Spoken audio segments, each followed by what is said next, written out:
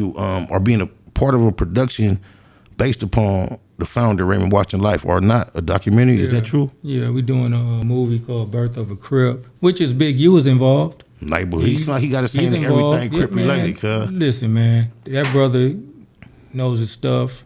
He got a good heart, and God knows his intentions, and that's why he's being blessed. You know what I'm saying? I agree. God keeps his eyes on babies and fools. Yeah, it's called Birth of a Crip. Kenya Ware, myself, and my bro, Lamont, Baby Waco. Shout out to Baby Waco. Shout out to Cut. We talked. We were sitting in the living room one day, and we were just talking about doing I turned him out because I wrote a journal in prison.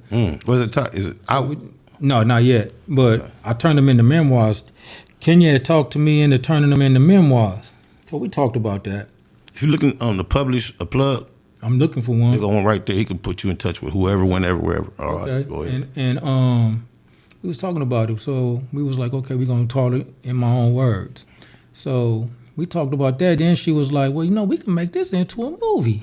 I'm like, yeah. She said, yeah. I said, Raymond Washington, this and that. And what was his whole focus on starting this organization that he started? I'm like, yeah, you're right, because I don't think he didn't intend it to be the way it is today. Of course not. But here it is, a teenager starting a movement like that. So I was like, yeah, that's cool. So we called Big U. Big U came in. We just started interviewing people like Barefoot Pookie and a few other OGs. It's been some. I got to speak on behalf of all the G's on the east side. It's been somewhat of a feeling that there's not been more inclusion of the east side G's in that project. Could you understand why they would feel that way? I can understand that, but then they can speak out and they could talk to Big U, they could talk to whoever they need to talk to. The one person I think was speaking on the subject to Big U, Doc Thorne, and then that happened. So he went to jail, but Doc Thorne, my homie.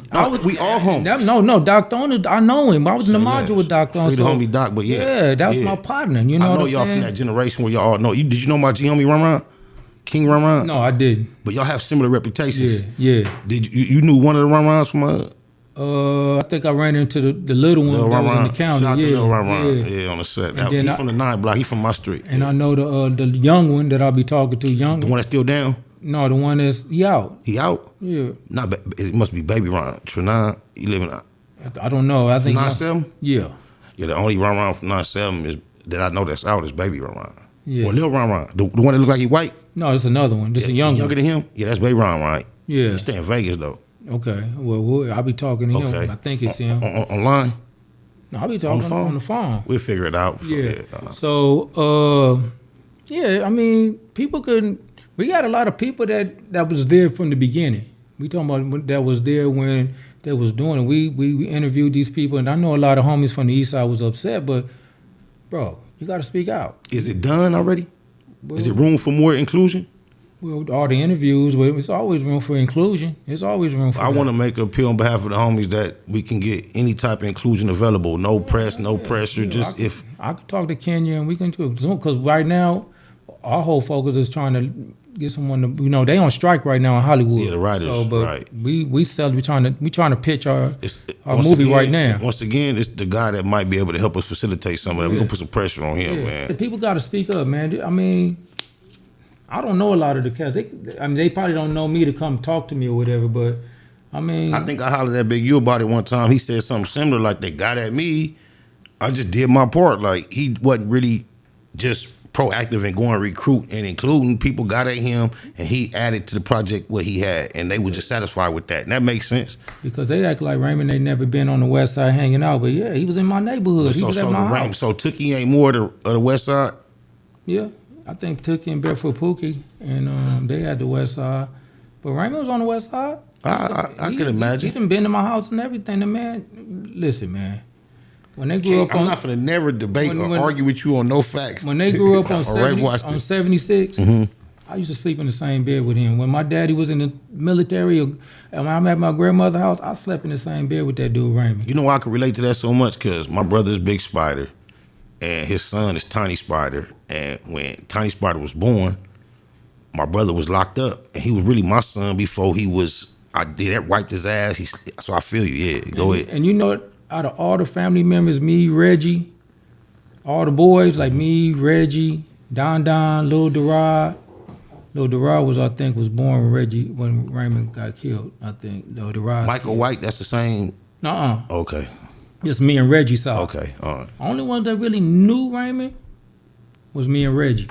Okay. Big Reggie, not my cousin. No, my cousin. Oh, my cousin. The one. Okay. Yeah, Okay. we knew Raymond. He knew Raymond Washington? Yes. I love you, cuz. Oh, shit, that's hard. Yeah, Reggie knew him. Me and Reggie. Because everybody else was young. They was babies. So this is what I want to tell the world right now. You hear the reputation of Raymond Washington. The nigga I'm learning that knew Raymond Washington was my big cousin with an attitude I don't give a fuck that you don't understand. Just like some of the, I see where I get it from, cuz. No way.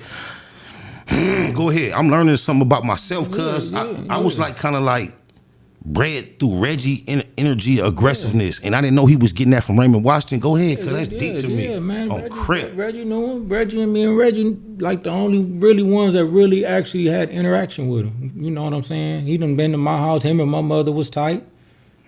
You know what I'm saying? He looked Wanda too. On my mama, my little auntie Wanda. Auntie Wanda. Wanda knew him. I can imagine because Reggie was an asshole. No grown man couldn't tell a young man nothing from a young age. Man, Wanda used to be on Reggie's head. On his head. That's the only person that could keep him held. Wanda would cuss Reggie ass out, man, and get on him. On God, but at 13, 14, grown men couldn't deal with Reggie. No. On God. Well, you know, me and Reggie used to slap box and all that. See, that's what would happen. That's if you would. That's like my daddy, big time. Because on my mama, if you ask my kids, my women, my mama, I got big hands, right? But my daddy to this day, he like 74. When he grabbed my hand, I feel like I'm 9 years old to this day. So when he get to doing this, even when they try to slap box with my daddy, he used to do like this. It's like, man, I ain't never knocked nobody out with my hand open and tap. I'm talking them big ass hands. So, and even when he 6'4", 3 something, when he get to intimidating you, when you step out the streets, you know how hard it is for a nigga to intimidate you? Cause it'd be hard. So if you was the nigga roughing Reggie up, I can imagine why he was like that. And then guess who was roughing me up? Reggie. Yeah, Reggie, we get each other. Reggie could fight. Oh God, he could fight. And he don't give a, and he gon', if it's problems and it's time to discuss whether we gonna fight or squash it, he quicker to fight than squash it. Yeah, because he ain't no. Back then. He's the type of person that really can't express himself. There you go. He gonna get, and it's on, just like Stacy. Yeah. On God. Yeah. So. On God. So we're right with the situation with the Raymond Project. I just feel like if people have something to say about it, bro, talk to the right people. I'm sure my big homie Kiko from 11 mate, as one person I could speak on, he would love to contribute something to that project. And I mean, he may can. That's the homie I met him. You familiar with Cuz? Yeah, I met him. That's my low Cuz. He can talk to Kenya. He can talk to Draws. He can. I mean, people that's really involved in the that shit. in the movie. You know what I'm saying? So it's gonna be a good movie, man.